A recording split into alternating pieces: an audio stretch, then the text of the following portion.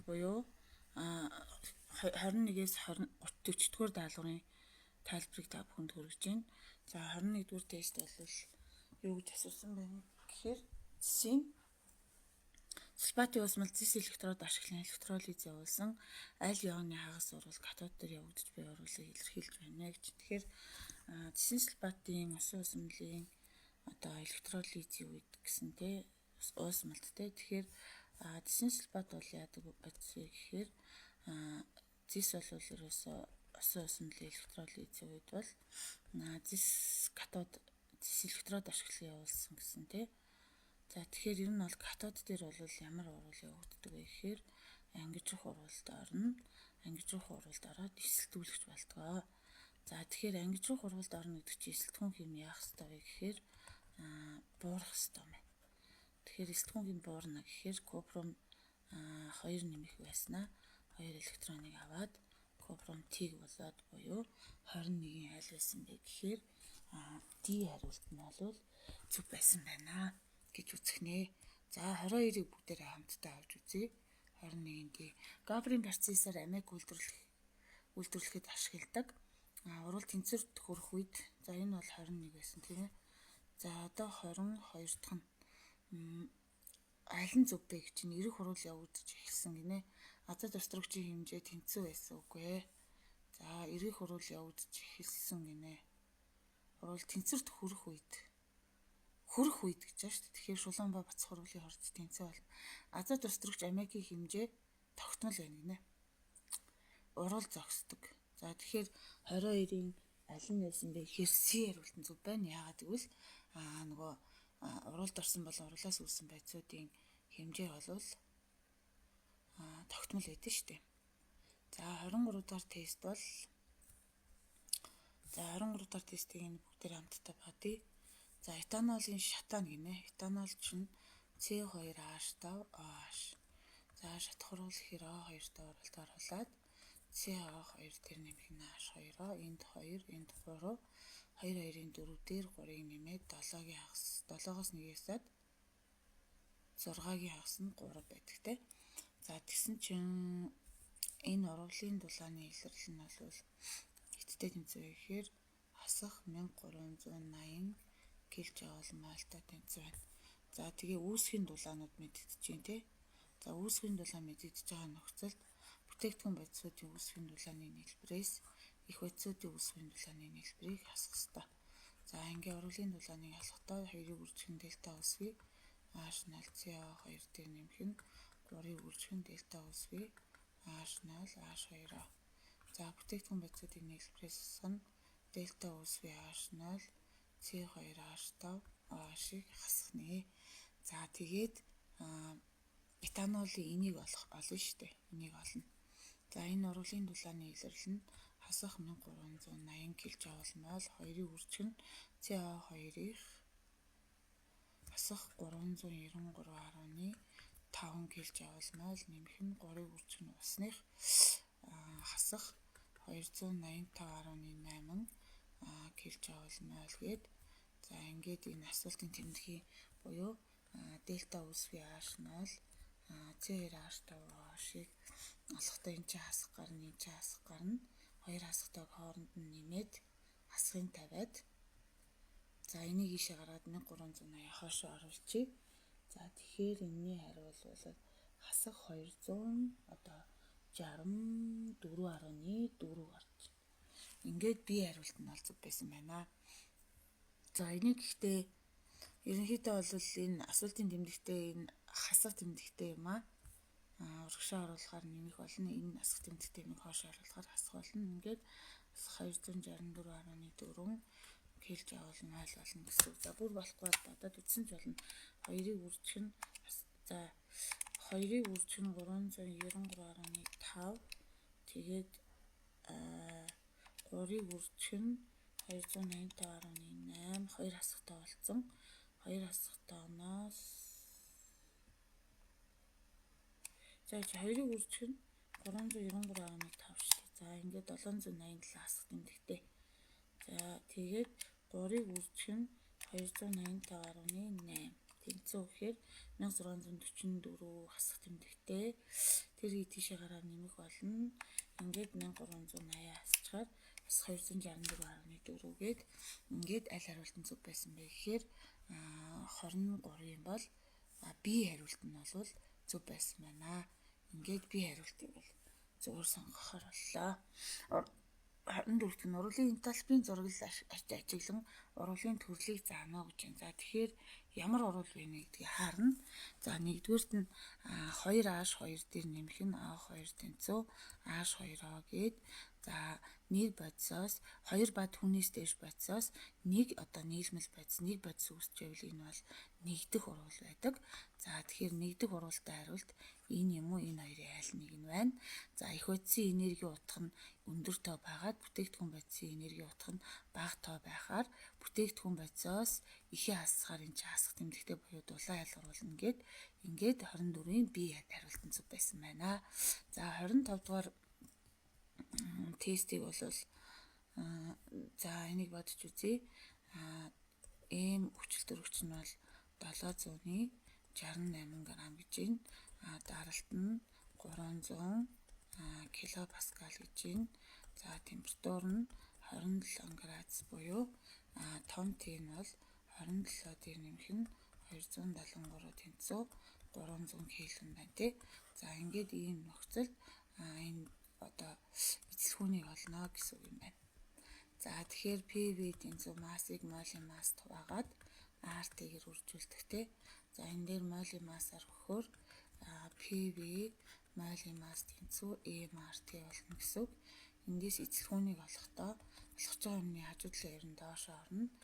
MRT-г хуваах нь P молийн масс гээд масс нь бол 768 г, R8 314 жоулыг үржих нь мол хасахны үржих нь кг хасахныг үржих нь 300 шүү хуваах нь даралт нь 300 үржих нь 10-ийн 3 зэрэгт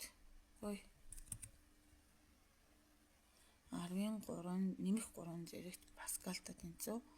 За үржих нь молийн масс нь хүчил төрөгчийн 32 шүү дээ. За ингээд 300 таврагдаад тэгээд эцэлхүүн тэнцүү энэ паскал байгаа учраас за хувааж үзье. 768-ыг үржих нь 8364 хуваах нь 32 гэсэн үг шүү дээ. Тэгэхээр 1.95-ыг үржих нь 10-ийн хасах 3 энэ нэмэх 3 чинь дээш харахаар хасах 3 болоод тэгээ метр куб болно. Тэгэхээр 1 метр куб чинь 1000 литр буюу 10-ийн 3 зэрэгт литртэй тэнцүү юм чинь энэ хоёр хурагдаад метр кубтай хурагдаад 1995 литр буюу 2 литр ойролцоогоор ингээд аль B хариулт нь бол 25-ийн B хариулт нь бол зөв байсан байна. За 26 дахь нь метаны шатхын стандарт энтальпийн өөрчлөлт бол мэдэгдэж байна. За тэгэхээр энэ бодлогыг бодохдоо за одоо бүгдээрээ хамтдаа энэ бодлогыг бол бүгдээрээ хамтдаа бодож үзье. За энэ дээр бол метаны шатхын стандарт энтальпи дельта шатхуй H нь бол метаных хэдтэй тэнцүү вэ гэхээр хасах 690 кJ мольтой тэнцүү юм аа. За метан шатхад бол 0.2 мол метан агаарч шатаж 250 г усыг халаахад зарцуулагдсан. Ус нь бол 250 г усны температурын өөрчлөлт хэд байх вэ гэхээр дельта T-г бол олно гэсэн үг ээ. За Q тэнцүү M-ийг үржих нь C-г үржих нь дельта T гэдэг томьёо өгдөгтэй. За эндээс Q-г олъё. M гэдэг нь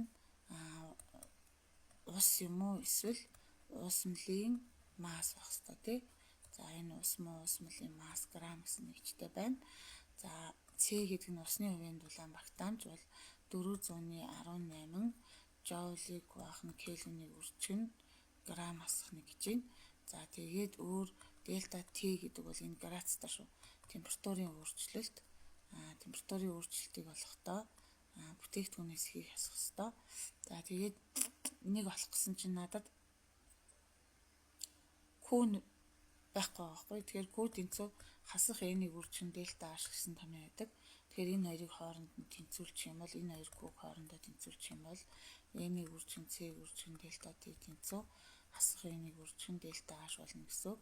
За эндээс дельта T-г олохдоо яах ёстой вэ гэхээр олох гэж байгаа юмны хажуу тал нь энэ хоёр нь доошоо хуваагдчих шүү дээ. Тэгэхээр хасах N-ийг үржин дельта H-ийг баахан N-ийг үржин C болно гэсэн үг. N гэдэг нь шатсан этанолын масс, шатсан метаны маалын тоохгүй. Тэгэхээр шууд 0.0 за энийг ийш ядчих. Дельта T тэнцүү хасах 0.2 молыг үржин дельта H нь хасах 690 кJ-ыг баахан 0.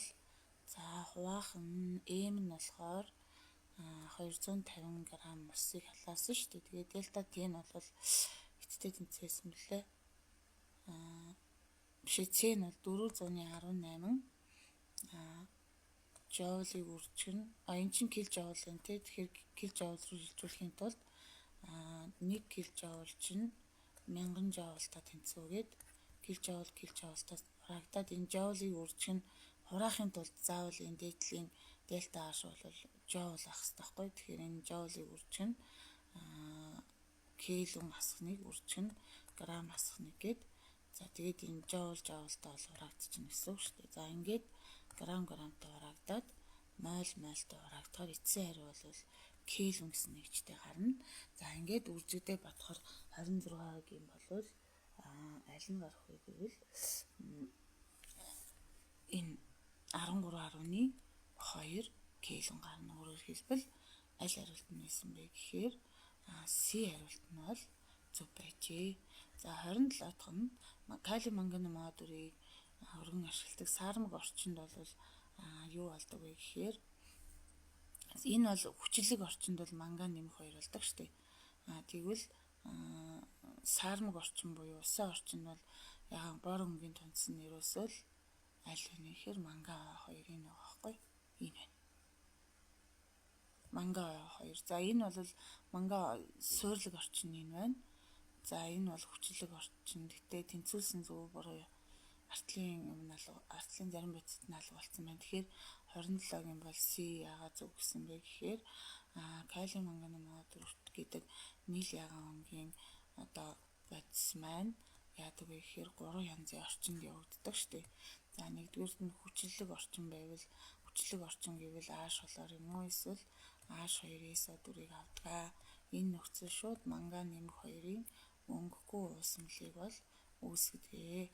За хэрвээ сармаг орчин буюу H2 О2 байвал манган O2-ын хүрэн өнгийн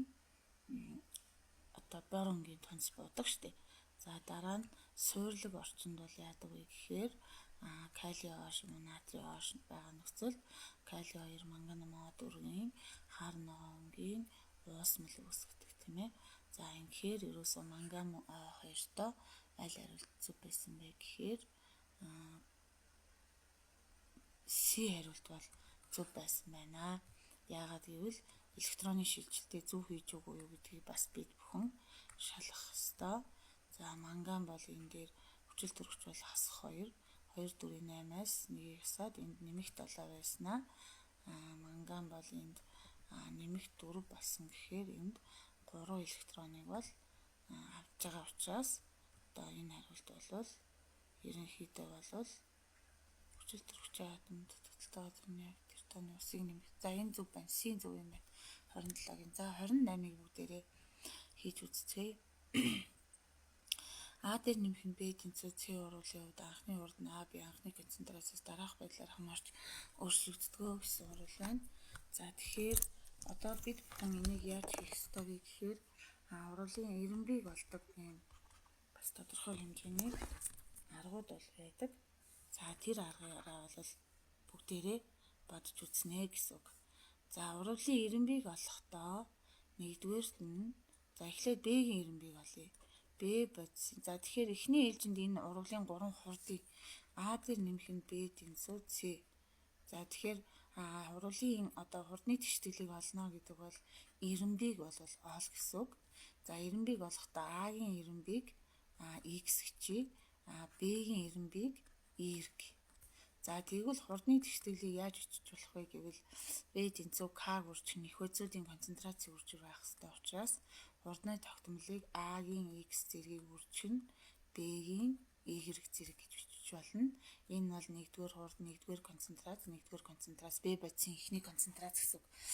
К гэдэг нь хурдны тогтмол шүү дээ. V2-ыг олохдоо К-г үржих нь А-гийн X зэргийн 2 дугаар туршилтын үе, B-гийн 2 дугаар туршилтын үеийн Y зэрэг. За бидэнд бол 3 туршилт байгаа учраас эндээ харгалзсан 3 хурдны тэгштэглийг бол бичих боломжтой.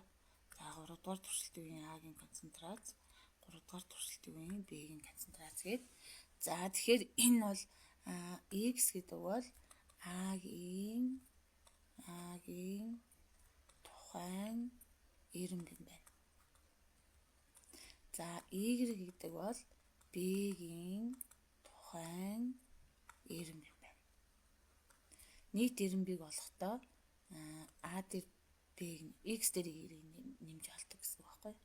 Нийт ирэмбийг олохдоо X дээр Y-г нэмж олдгоо. За ингээд бүгдээрээ B бодисын тухайн ирэмбийг олохын тулд яах вэ гэдэг талаар бүгдээрээ эхний ээлжинд авч үзье. За B бодисын тухайн ирэмбийг олъё. За B бодисын тухайн ирэмб буюу Y-г олохдоо яадаг вэ гэхээр нэгдүгээрт нь А-гийн концентрац өөрчлөгдөөгүй. За B-гийн концентрац өөрчлөгдсөн. Ийм хоёр туршилтыг сонгож авна. За тэгэхээр одоо аль туршилтыг сонгож авах боломж ийнэ гэхээр А-гийн концентрац өөрчлөгдөөгүй 1 2 дугаар туршилтын үед бол өөрчлөгдөг байна тий. B-ийн бол энэ хоёр дээр бол 1 2 дээр бол өөрчлөгдсөн учраас би эндээс B-гийн ирэмб буюу одоо Y-г бол олох боломжтой юм байна. За ингээд бүгдээ хамтдаа олцгоё. За тэхийн тулд энийг эхийн багт нь хуваана. Их тоо нь бол энэ доотлих нь бол их тоо шүү дээ. Эхийн багт нь хуваана. 2 дугаар туршилтыг 1-р туршилтанд хуваана. Тэрнтэй адилхан энэ чинь 3 шүү. 2 дугаар туршилтын үеийн ургуулын хурдаа хуулаад хуваах нь 1-р туршилтын үеийн ургуулын хурдаа хуулаад тавьчихна. К гэдэг бол хурдны тогтмол А-гийн 2 дугаар туршилтын үеийн X зэрэг, B-гийн 2 дугаар туршилтын үеийн Y зэрэг хуваах нь К-г үржих нь А-гийн 1-р туршилтын үеийн Y зэрэг, B-гийн 1-р туршилтын үеийн Y зэрэг. За ингээд харгалзах одоо тоонуудыг бол орлуулна. За жишээлбэл энэ дээр бол 2 дугаар туршилтын үеийн B нь хэд гэж гинөө гэхээр энэ шүү дээ. Анхны хурд гэсэн үг шүү дээ. V гэдэг нь анхны хурд.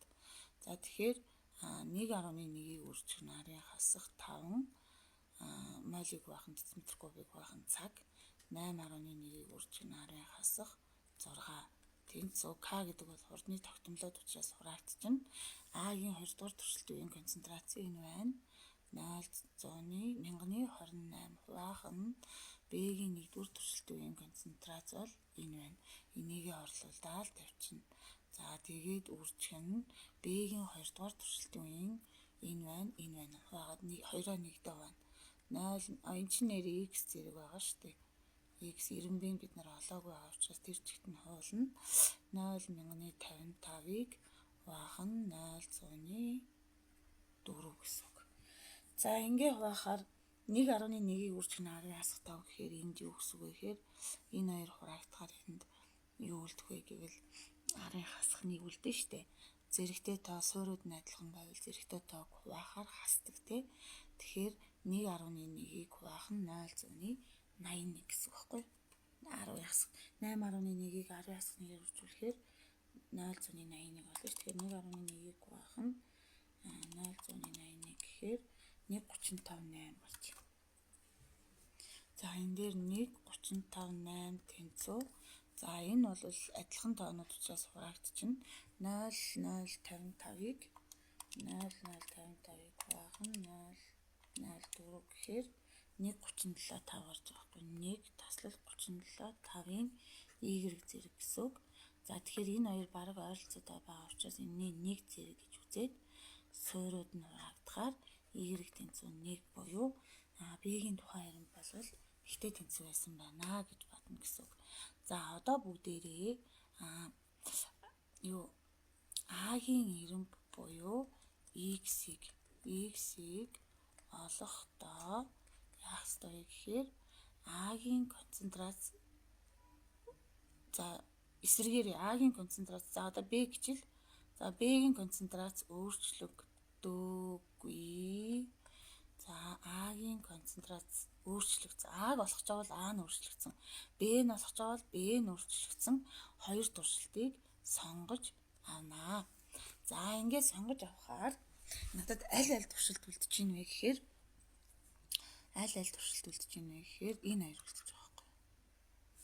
3-ыг хэдэд хуваана гэсэн үг лээ. Энэ хоёр туршилт таарч байгаа байхгүй. Б нь өөрчлөгдөөг энэ хоёр дээр өөрчлөгдөв. Тэгсэн мөртлөө А нь бол өөрчлөгдсөн. Тэгээ ихийн багт гэхээр энэ хоёрын аль нь их тав вэ гэхээр 1.5 нь их учраас V 3-ыг V одоо 2-т хуваасан ийм тэгштэлийг бол бүгдээрээ сонгож авна гэсэн. За тэгээл мөн ялгаах V 3-ийн хооронд энийгээ тэр чигт нь хуулаад тавьчихна.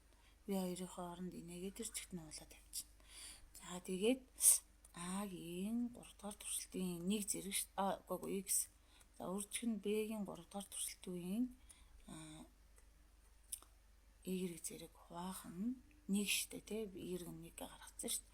A-гийн 2 дахь туршилтын үеийн x зэрэг B-гийн 2 дахь туршилтын үеийн y зэрэг энэ хоёроо шууд 1 юм чинь. За гэхдээ хаваарлуулаад бодъё. За V хэдэн нэлээ? V 3 нь хийдэг чинь. За орлуулъя бүгдээрээ. V 3 болохоор энэ байна.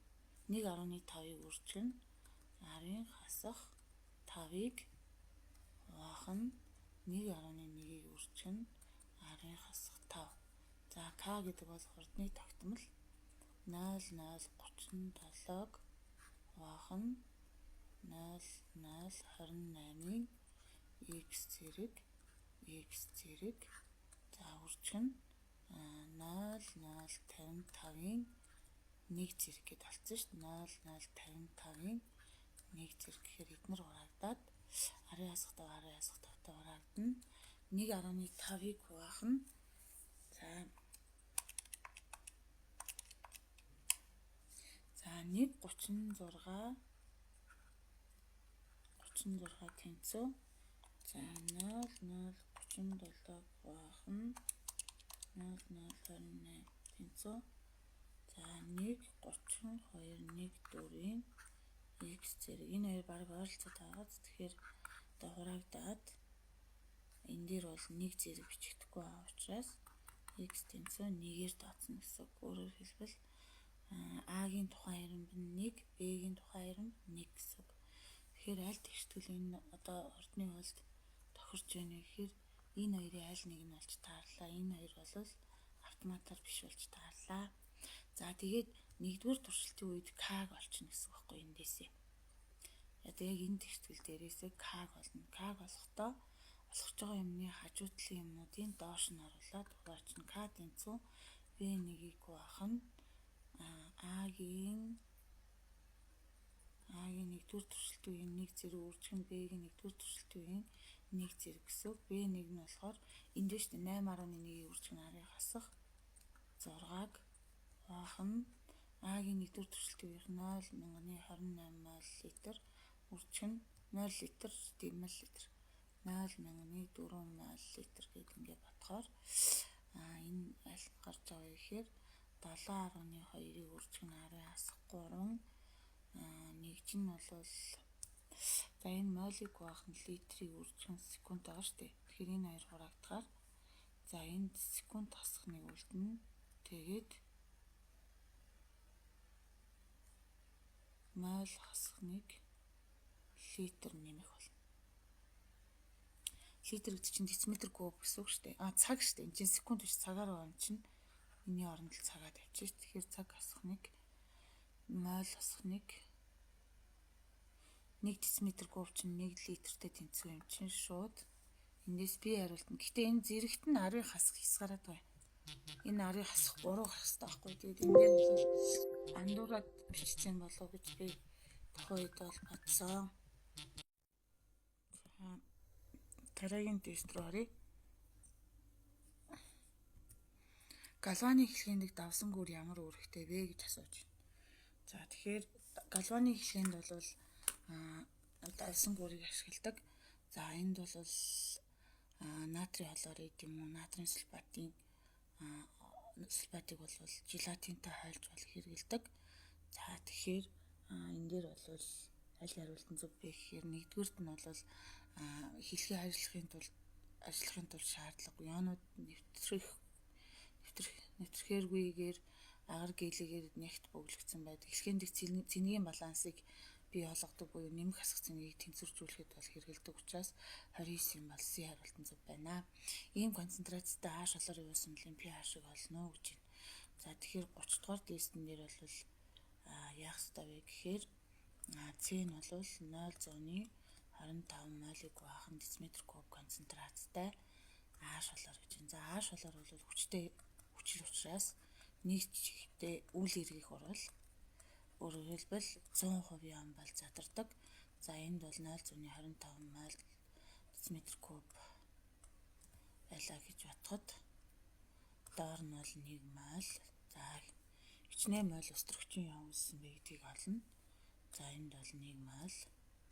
Энд X олъё. Тэгэхээр энд ч гэсэн 1 мол X тэнцүү 0.25 мол децилитр куб концентрацтай H хлор гэжээ. За тэгэхээр эндээс бол pH-ыг олохдоо pH тэнцүү хасах логарифм H-ийн нэмэгдсэн гэхдээ явна гэж олдог.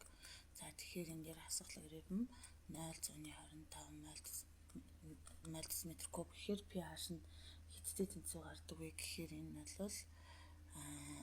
0.6 буюу 30 C хариултна. Хасах логарифмаа дарж байгаа л 0.25 гэдгээр нь гарах чинь гэсэн үг шүү дээ. Ер нь бол. Тэгэхээр энийг одоо тооны машингүй яаж батах вэ гэвэл энэ 2.5-ыг үржих нь арын хасах 1 гэсэн үг байхгүй. Тэгэхээр энэ арын хасах 1 зэрэгт байна гэдэг бол нэгээс хасах нь гэдэг нэгээс бага тоохорно гэсэн үг. Тэгэхээр одоо эндээс бол яг одоо ерөнхийдөө бол яг логарифмын утга нь гарахаар ерөнхийдөө бол сэтгэлийн шалгалтын дээр нь жодж ийн ингээд 0.6 буюу C хариултан зөв байжээ. За 4 г кальцийн карбонатын нутгийг тасны хүчлийн уусмал дээр нэмж үүссэн нүүрс төрөгчийн диоксидын эзлэх хүнийг хэмжилсэн байна. За ингээд урвал хэдийд явагдаж дуусваа гэхээр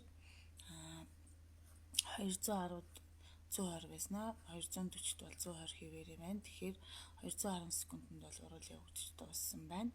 За урвалд орж байгаа молекулуудын хооронд цөөн үргэлжилт үүсдэг. Урвал хугацааны самаараа өөрчлөгдсөн шалтгаан. Урвал зогссон шалтгаан нь бол давсны хүчил урвалд орж дууссан учраас за гэхдээ энийг бол тооцоолж бодох бах. Кальцийн карбонат дээр давсны хүчлийг нэмнэ шүү дээ. Тэгэхээр энэ хоёрын аль нь хязгаарлагч урвалж вэ гэдэг ихний ээлжинд олно. Тэгэхээр нэмэх нь H2-оо гэсэн үг. За энэний өмнө 2-оо тавиад урвалаа ерөнхийдөө тэнцвэрч гин гэсэн үг. За тэгэхээр энэ бол хэдэн мол байна вэ гэхээр 4 г байсан тий. За эндээс өгөөд CH хлор нь бол 0.1 мол децилитр куб.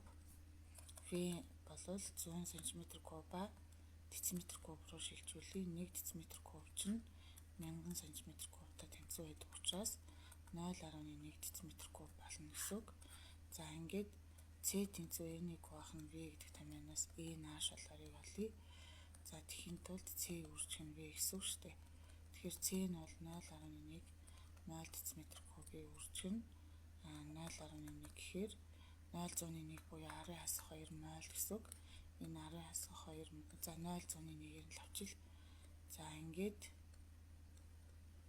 энэний аль нь хязгаарлагч урвалж вэ гэдгийг олохын тулд урвалд орж байгаа 2 бодисын хилэнгийнх нь хэмжээ мэдэгдэж байгаа нөхцөлд аль нэгийг X гэж аваад боддог. X грамм гэж. Энд X грамм.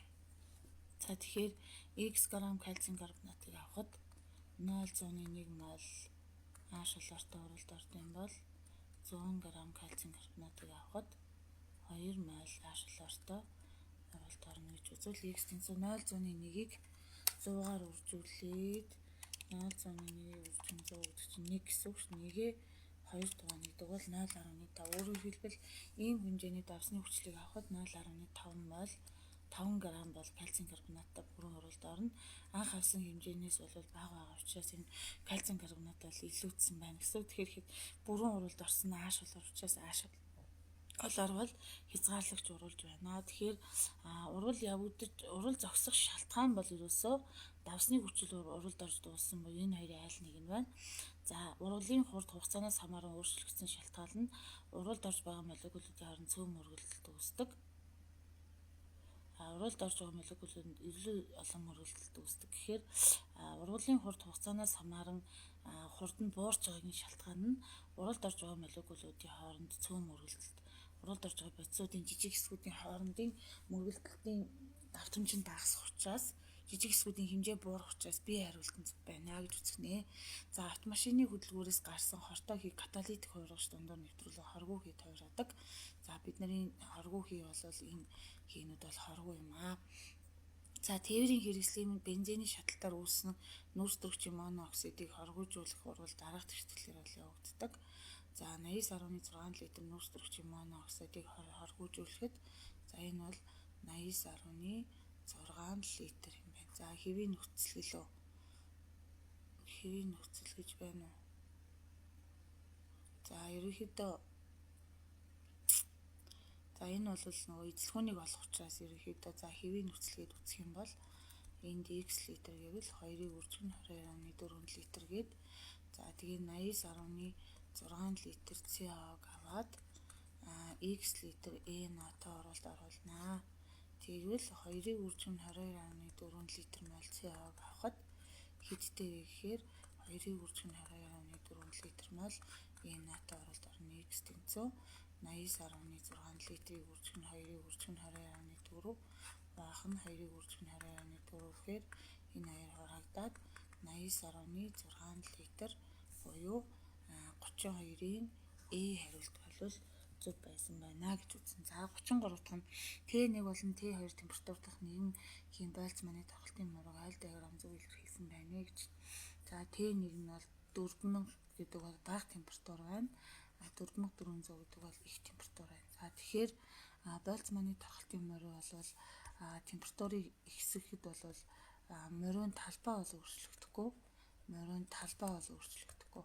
Температур ихсэх тусмаа яах ёстой вэ гэхээр энэ бол бүр энэ бол температур нэг нь бол ийм байснаа энэ бүр жижиг хэсгийн хэмжээ нь бүр ихссэн юм шиг гарах байна. И бол биш байна. B бол мөн байх боломжтой. C бол жижиг хэсгийн хэмжээ ихссэн юм шиг гарах учраас биш байна. D болохоор бас жижиг хэсгийн энэ бүр тэг цэгээс хөдөлгөөнгүй жижиг хэсэг байхгүй учраас D бол биш байна. E бол бас хөдөлгөөнгүй жижиг хэсэг байх боломжгүй учраас эн чинь температур 2 нь эн чинь Т1 нь юм байгаа, Т2 нь юм байх хэрэгтэй учраас тийм биш байна.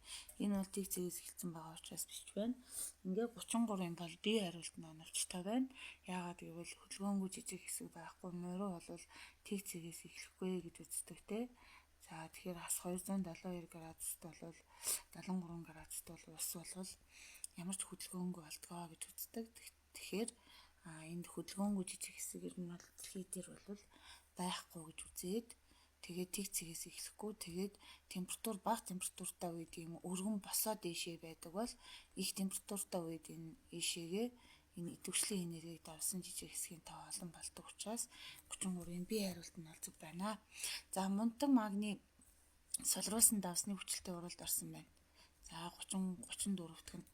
За ингээд юу үүсэх вэ гэвэл магний холоор хэд дээр нэмэх нь яг энэ оруулыг бол бичихгүй байсан ч болно л доо. Тэгэхээр жижиг байх тусмаа устрагч бол за магний нунтаг жижиг байх тусмаа устрагч удаан ялгарах биш хурдан ялгарна. Яагаад гэвэл нунтаг байх тусмаа уралд орж байгаа бодисуудын жижиг хэсгүүдийн давсны хүчлэлтэй очиж мөргөлдөлтийн давтамж нь нэмэгдэх учраас нунтаг байх тусмаа ургуулын хорд нэмэгдэн температур өндөр байх тусмаа магний нунтаг хурдан алга болно гэдэг нь юу гэсэн үг вэ гэхээр давсны хүчлэлтэй уралд ороход зарцуулагдана гэдэг утгаараа зөв болж таарна. Сулраас нь давсны хүчлийн концентрац бага байх тусмаа ургуулын хорд их байна. Давсны хүчлийн концентрац бага байх тусмаа ургуулын хорд их байна, худлаа байна тий. За дараа нь магний нунтаг хурдан алга болох тусам ургуулын хорд их байна гэд 2/4-р хариулт буюу 34-ийн бол C хариулт нь бол зөв байсан байна гэж үзсэн. За H2CO3 гисэн нэгдлүүдийн усан усмал электролит за глюкоз буюу сахароз бас тий. Сахароз чинь C12H22O11 штэ. За нэг бол электролит юм аа. Хүчил давс уусдаг давс байна тий. Тэгэхээр 1 2 бол электролит буюу уусмал ба хайлмал байдалтай цахилгаан дамжуулдаг бодис. Энэ болохоор уусмал ба хайлмал байдалтай цахилгаан дамжуулдаг бодистэй. За тэгэхээр глюкоз бол яах вэ гэвэл уусмал ба хайлмал байдалтай молекул хэлбэртэй байдаг учраас цахилгаан дамжуулдаг буюу ингээд 35 бол D хариулт нь зөв байсан байна. За хүснэгтэн дагаа өгөгдсөн үүсгийн энтальпийн утгуудыг ашиглан ургуулын дулааны илэрлийг олооч гэж байна. За 36-ыг олохдоо бид нарт бол үүсгэн стандарт энтальпи утга мэдэгдэж байна. За тэгэхээр 3x хатуу дээр нэмэх нь y шингэн за тэгээд 2z уусмал за ингээд ургуулын дельта H ургуулыг олооч гэсэн юм асуул байна. За энэ бол сумны уртл бол энэ бол их байц байдаг. Сумны артл бол бүтээгдэхүүн байц байдаг. За өгдлөөс харах юм бол үүсгийн дулаан мэдэгдэж байгаа учраас ургуулын дулааны илэрлийг олохдоо бүтээгдэхүүн байцын үүсгийн дулаанаас ихийг хасна тий. За тэгэхээр 2-ыг үржих нь дельта үүсвээ H0 z хасах нь 3-ыг үржих нь дельта үүсвээ H0 x за нэмэх нь дельта үүсвээ H0 y гэсэн одоо юм тэгтэл байна. За 2-ыг үржих нь z нь бол хасах 450 кJ/мол. За хасах нь 3-ыг үржих нь x нь бол хасах 200 кJ/мол. За нэмэх нь y-ийг бол хасах 140 кJ/мол. За ингээд эцсийн хариу эн чинь бол 900 гарна тий.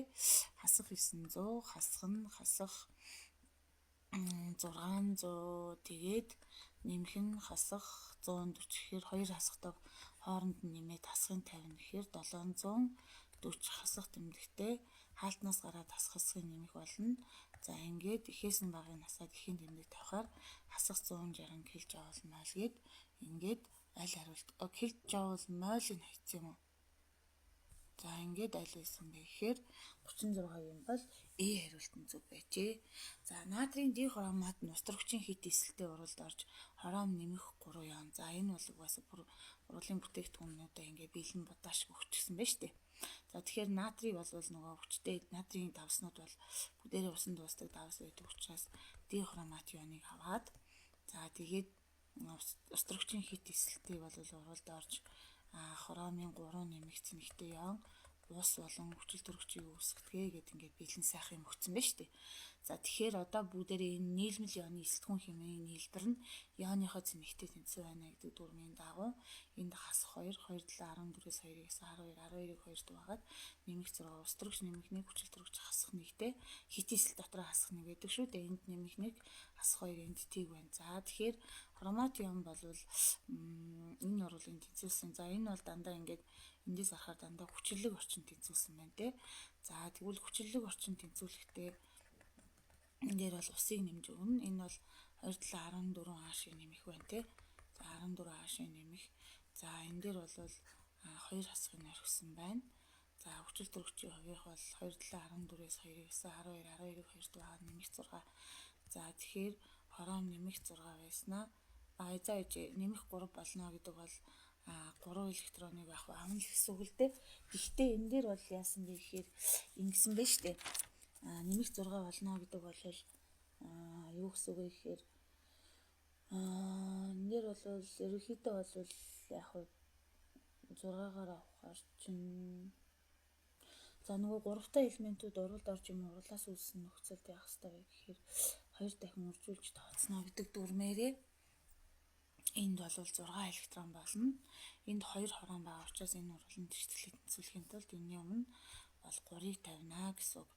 За дараа нь бол бид бүхэн яах ёстой. Энийг орлого хийсэн үү? За. За одоо хитислээд ирж ихтэн хоолой биччихье. Хасах нэгтэй. Тэгснэ энд юу үүсгэсэн бэ гэхээр хүчил төрөгч болон усыг үүсгэсэн шүү дээ.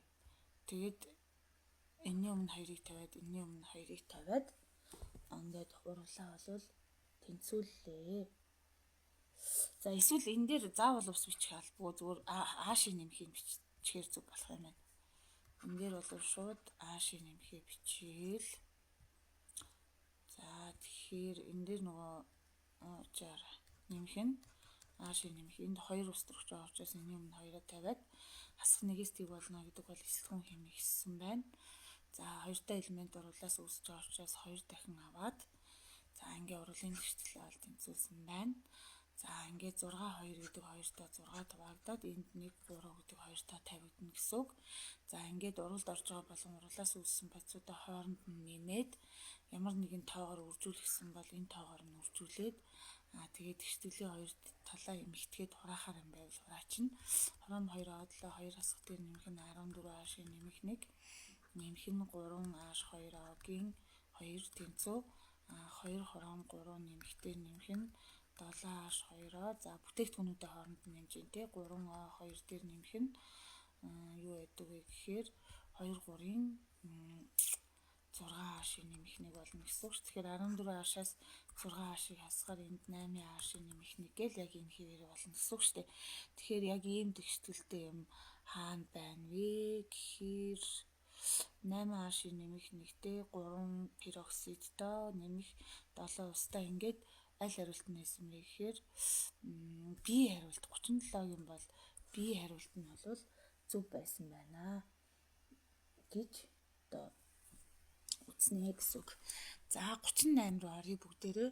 За дараах энтальпийн одоо өөрчлөлтүүдийн жишээг харгалзуулна уу гэж байна. За тэгэхээр стандарт төлөвлөдөх элементүүдээс 1 мол химийн бодис үүсгэхийн дулааныг бол бид нар үүсгүй стандарт энтальпи гэдэг учраас 1-ийн B бол зөв байна. За хоёрдугаарт нь хүчил суурийн энэ бол хүчил байна тий. А шалгаар бол суур байна тийм ээ. За хүчил суурийн саармагч хуруулаар 1 мол ус үүсгэхийн дулааныг бол бид нар саармагчийн стандарт энтальпи гэдэг учраас энэ бол 2-ийн G байна. За 3-д нь 1 мол химийн бодис илүүдэл хүчил төрөгчийн дотор бүрэн шатах үеийн дулааныг бид нар шатахын стандарт энтальпи гэдэг учраас шатах хуруулын дулаан буюу 3-ийн чинь А нэм үү. За 3-ийн E юм байна. 4-т нь за стандарт хий төлөвтэй 1 мол хий төлөвтэй атом шилжүүлэхийг бол бид нар атомчлогдох гээд 4-ийн ив гэсэн тий. Ингээд 38-ийн аль нь байсан бэ гэхээр V хариулт 1-ийн B 2-ийн G 3-ийн А B хариулт нь бол зөв байжээ. За 39 дугаар тест дараах зурагт үзүүлснээр доорх 2 электролизийн туршилтыг явуулжээ. За ингээд электрод 1 натрий хлоридын хайлмал юм уу? Ус мал юм уу? Ус мал юм байна юм даа. Хайлмал гэж шүү дээ. Тэгэхээр 1-р электрод дээр буюу нэмэх хэсэг дээр хасах нэр суух учраас холоор юм байна. Холоортой энэ 3 айл нэг нь. За 2-р электрод дээр бол нэмэх учраас хасах учраас нэмэх натрий эрт сууна. Тэгэхээр энэ 2 айл нэг нь болж таарлаа. За дараа нь концентрацтай натрий хлоридын усан усанлын электролизоор нэмэх хэсэг дээр хасах нь эрт сууна гэхээр холоор 2 болж таарлаа. За дараа нь хасах юм дээр нэмэх нь эрт сууна гэхээр ус төрөгч болж таарлаа. Ингээд 39-ийн бол B хариулт нь бол зөв байжээ. 38 хаач. 38-д болсон юм. 39 ч юм. За 39-ийн за 39-ийг бол бид нар сая бол 38-ийн жилөө 38-ийн B юм байна. За 39-ийг бүгдээрээ хамтдаа одоо энэ доор нь 39-ийг сая хийчихлээ шүү дээ. 38-ийн B 39 за 40. За битүү савнд йод ба ус төрөгчийг авч холиход дараах тэгшгэлээр хэлэгдэх тэнцвэр тогтжээ. Энэ тэнцвэрийн тухай аль мэдээлэл бурууг нь сонгох юм байна. Буруу. Анх зөвхөн йод тусрагч авсан адилхан тэнцвэрийн нөхцөлд хүрч болно. Даралтыг нэмэгдүүлсээр тэнцвэрийн байрлал баруун тийш. За энэ тэнцвэр бол шилжихгүй л дээ. Яагаад гэвэл нэг нөгөө уралд орж байгаа мойлын тоо болон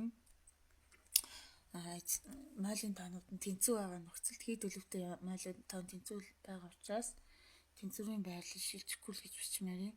Тэнцвэр тогтсон үед устөрөгчийн йодыг үүсэх хурд нь түүний задрах хурдтай тэнцүү байна гэж хурд устөрөгч йод үүсэх хурд нь түүний задрах хурдтай тэнцүү байна. Ингээд